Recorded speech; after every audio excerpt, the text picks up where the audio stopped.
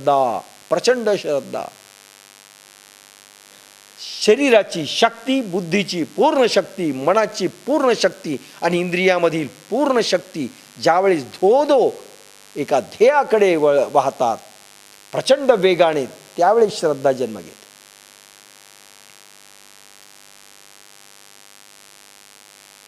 पूर्ण ज्ञान होऊन मग ज्यावेळेस पूर्ण ज्ञान होते, पूर्ण ज्ञान आत्मज्ञान, आत्मा साक्षात्कार झाल्यानंतर मग मात्र अजून वेग वाढतो. जो साधा वेग होता ती मग कोणती एक्सप्रेस बनते, फॉरेनमध्ये ज्या एक्सप्रेस गाड्या चालतात त्या एक्सप्रेस, आपल्या एक्सप्रेस नाही, बुलेट ट्रेन, ती बुलेट ट्रेन श्रद्धा बनते. बुद्धीचे सामर्थ्य आवेशपणाला लागते. पूर्ण मनाने स्वीकार करणे. अरे एका वर्षात सावित्रीनं यमाला जिंकलं, पतीच्या मृत्यूला जिंकलं, फक्त 1 वर्षाची साधना आहे. काय श्रद्धा असेल. हरवलं यमधर्मराजाला. किती प्रचंड श्रद्धा असेल. रडली देखील नाही, पडली नाही, लोळली नाही, नुसत्या प्रार्थना केल्या नाही, रडत बसली नाही. काय वेगवान श्रद्धा असेल. किती पणाला लावला असेल तिनं तिचं सगळं सामर्थ्य.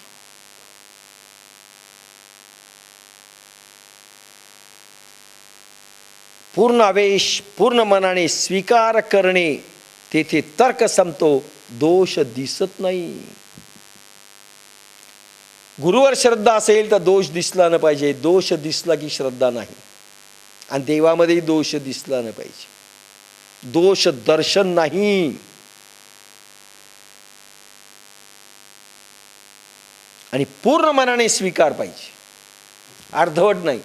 आहेत बरे आहेत पण जरा खडूस आहेत. कधी कधी चांगले वागतात, कधी कधी वाईट वागतात. पूर्ण मनाने स्वीकार. तर्क संपतो. तर्क तुम्हाला दोलायमान करतो. विश्वास कधी अविश्वास, कधी विश्वास कधी अविश्वास, कधी भरती कधी ओटी. श्रद्धा नाही. व दोष दिसत नाही. नो.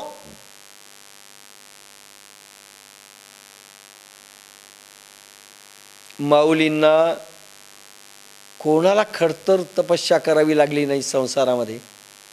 संसारिक वस्तूच्या सामान्य गरजा देखील ज्यांना मिळाल्या नाहीत, पण भगवंताला केव्हाही दोष दिला नाही. नो. आणि दोषी भगवान दिसलाच नाही.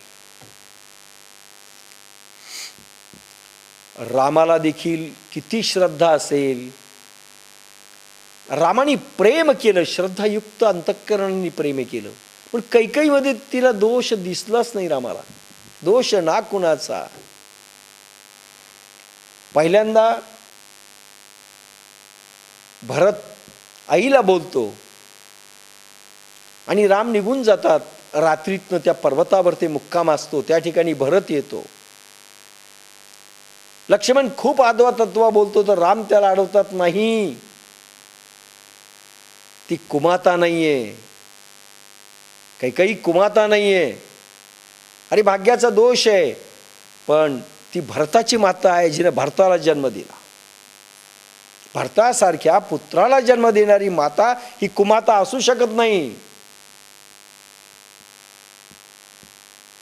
असं राम म्हणाले. दोष दिसत नाही. मंथरेचाही दोष दिसला नाही. पहिल्यांदा राम आल्यानंतर कुठे गेले असतील तर मंथरेच्या घरी. एंट्री मंथरेच्या घरी. आणि मंथरा काय त्या काळात काय क्वार्टर असेल तिला दिलेलं, तिथे राहत होती. आणि त्याच दिवशी तिला काढलं होतं राजवाड्यातनं. 14 वर्ष ती देखील जळत होती.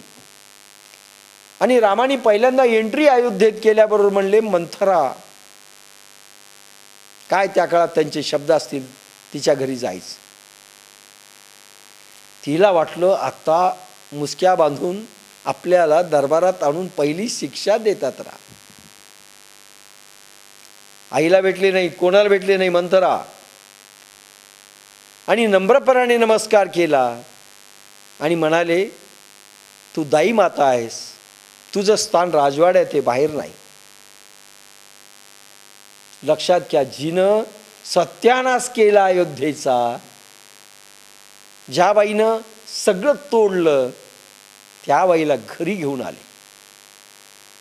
काय रडली असेल ती तेव्हा रामराज्य येत असतं. ही श्रद्धा करते बरं का, पावर श्रद्धेत आहे. अरे माणसं बदलवली, माणसं बदलतात. डाकू वाल्याचा वाल्मिक होतो, त्याचं कारण नारदांची प्रचंड श्रद्धा. लक्षात घ्या, कैकेयीच्या महालात दुसऱ्या वेळेस गेले, ते कौशल्याला नाही भेटले. ती देखील अगदी खराब होऊन बसलेली होती. पाया पडले म्हणे, माते आम्ही तुझेच सगळे पुत्र आहोत. आणि नंतर कौशल्येकडे गेले. लक्षात घ्या, श्रद्धा असली की वैरभाव संपतो, असूया संपते, द्वेष संपतो, क्रोध संपतं, सगळं संपतं. अंगुलीमाल डाकू प्रसिद्ध संत बनतो. बुद्धांमध्ये पावर नव्हती, ती श्रद्धेचा झोत होता परमात्म्याविषयीचा.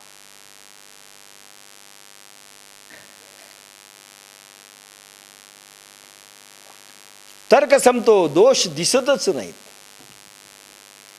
दोष दर्शना कुलवृत्ती प्रतिबंधक वृत्ती, दोष दर्शना कुलवृत्ती प्रतिबंधक वृत्ती. श्रद्धेची वृत्ती मानवी मनातील सखोल पापुद्र्यात आहे. हा श्लोक आहे. श्रद्धेची वृत्ती मानवी मनातील सखोल पापुद्र्यात दडलेली असते, तिथून श्रद्धा जन्म घेते. तर्काला पूर्ण समजणारा देखील त्यालाही श्रद्धाच ठेवावी लागते. जी माणसं तर्काला फायनल समजतात, त्यांनाही श्रद्धाच ठेवावी लागते. अहो, हे माझे वडील आहेत, ही श्रद्धा पोराला ठेवावी लागते की नाही?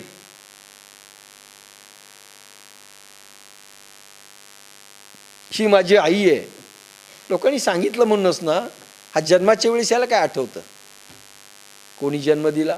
लोकांनी सांगितलं, बाबा रे हिने जन्म दिला, ही तुझी माता आहे. ठीक आहे, मग स्टार्ट होतं त्याचं. ऐकीवच ना, श्रद्धा ठेवावी लागते. जीवनामध्ये सरसता सफलता मिळवायची असेल तर श्रद्धा असणे जरुरी आहे. सफल व्हायचं असेल, यशाची गुरुकिल्ली श्रद्धा. भवानी शंकरो वंदे,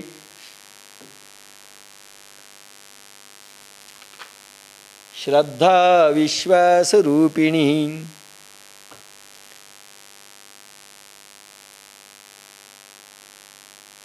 तर श्रद्धा असणे जरुरी आहे. त्यावेळी सर्गोपम दृश्य दिसते, स्वर्गात राहिल्यासारखं वाटतं. श्रद्धा जर तुमच्याजवळ प्रचंड असेल तर जंगलामध्ये मंगलता दिसते. जंगल में मंगल, धरतीवर ते स्वर्ग अवतरतो. फक्त श्रद्धेचं हृदयामध्ये श्रद्धा प्रगटली की दृष्टीच बदलते, विश्व बदलतं. म्हणून म्हणलं ना, काल रवींद्रनाथ टागोरांविषयीचं बोललो. आपल्याला वाटतं कोणाला जीवनात आनंद येऊ जगण्यात सांगा? कारण आपल्या सुखाच्या कल्पना, सुख बाह्य वस्तूवरून येतं, बाह्य व्यक्तीवरून येतं, ही आपली धारणा आहे. श्रद्धेची धारणा असते सुख आतून निपजतं, आनंद आतून निपजतो, बाह्य वस्तू देऊ शकत नाही. म्हणून व्यक्ती खोटी निघाली, वस्तू खोटी निघाली की आपलं सुख गेलं, आनंद गेला, आपलं प्रेमही गेलं. काय फसवलं त्यानं? डायव्हर्स द्यायचा अशा नवऱ्या.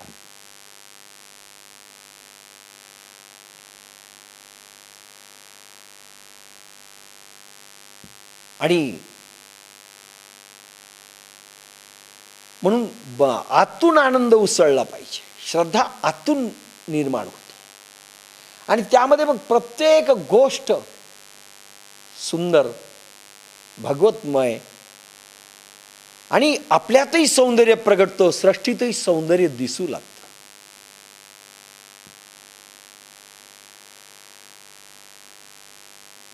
धार्मिकाची श्रद्धा वैज्ञानिकापेक्षा जास्त दृढ असते.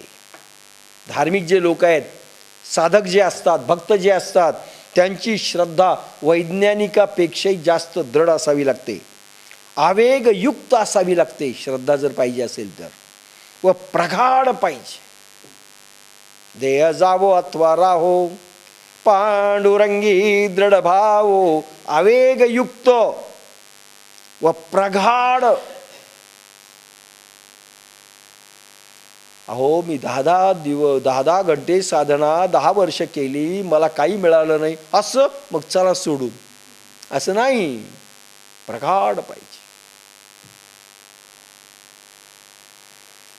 साधक वर उठू लागतो, साधकाचा उत्कर्ष होतो, ऐश्वर्य भगवंताचं त्याला मिळू लागतं. पण जास्त दृढ आवेगयुक्त व प्रगाढ पाहिजे. त्यावेळेस संकीर्णता, चिंता, उदासीनता याच्यावर साधक उठतो, मात करतो. चिंतेवर, उदासीन आणि नॅरो माइंड, संकीर्णता.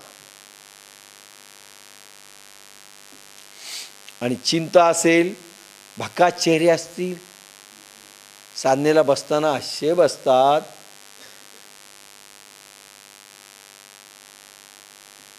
उदासीन, भगवंत असलेलाही तिथून निघून जावा. वासुदेव सर्वमिती हा भाव जागृत असतो. वासुदेव सर्वमिती, सर्व ठिकाणी परमेश्वर आहे, कणाकणात परमेश्वर आहे, हा भाव निर्माण होतो.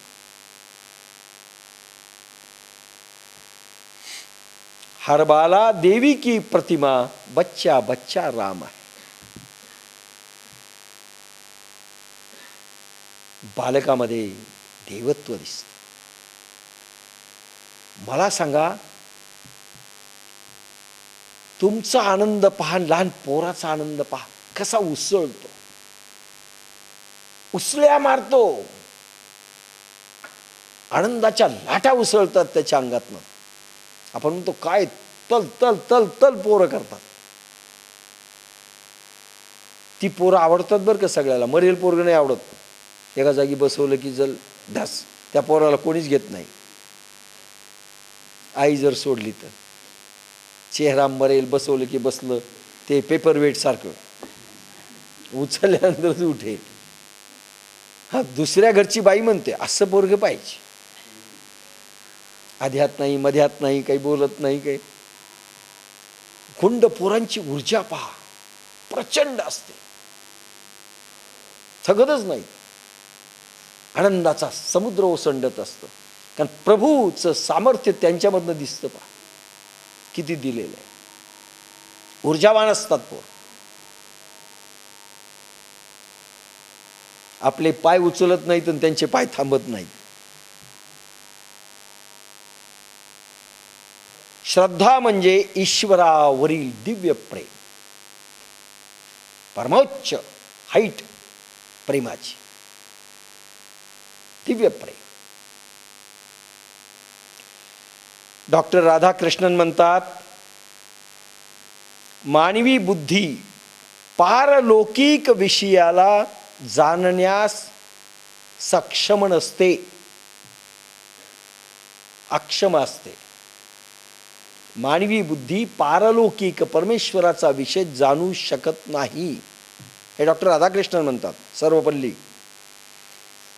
तेथे हृदय मात्र परमतत्व जाणू शकते. म्हणून परमात्म्याला जाणायचं असेल तर तर्क नाही, बुद्धी नाही, हृदय पाहिजे. आणि स्त्रिया हृदयाने चालतात, पुरुष बुद्धीने चालतात. मग पुरुषापैकी कोणीही मार्गदर्शक अजून नेमला नाही, कारण त्यांच्या गाड्या विश्वासावर चाललेल्या आहेत, श्रद्धेवर नाही. केव्हाही दोलायमान होते, अपडाऊन्स अपडाऊन्स अपडाऊन्स चालू असतात. फक्त निरीक्षण मात्र करावं स्वतःची स्वतःवर. भगवान देऊच शकत नाही. तेथे हृदय परमतत्व जाणू शकते. रुसो, हॉब्स, लॉक्स, रुसो, पॉलिटिकल सायन्स ज्यांचा विषय असेल, महान चिंतक फॉरेनमधले, त्याच्यापैकी रुसो. श्रद्धावान व्यक्ती ईश्वर अनुभूती घेऊ शकते असं त्याचं म्हणणं आहे. फॉरेनर आपले तर म्हणतील श्रद्धावान व्यक्ती ईश्वर अनुभूती घेऊ शकते. अरविंद म्हणतात, योगी अरविंद म्हणतात, तर्क अस्तित्वाची खोली जाणण्यास अक्षम आहे. तर्काने, बुद्धीने अस्तित्व म्हणजे परमेश्वर किती खोल आहे, कसं आहे हे जाणल्या जाऊ शकत नाहीत असं योगी अरविंद म्हणतात. तो फक्त विश्वक्षेत्रामधील पर्यवेक्षण करू शकतो, विश्वाचं गणित सोडवू शकतो, विज्ञान जाणू शकतो, पण परमेश्वराला जाणू शकत नाही.